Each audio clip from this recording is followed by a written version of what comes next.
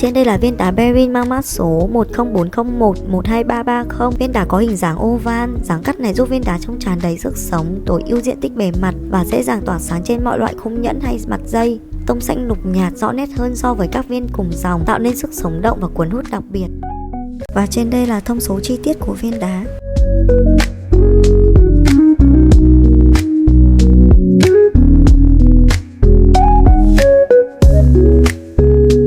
Trên đây là một số sản phẩm tiêu biểu các bạn có thể tham khảo.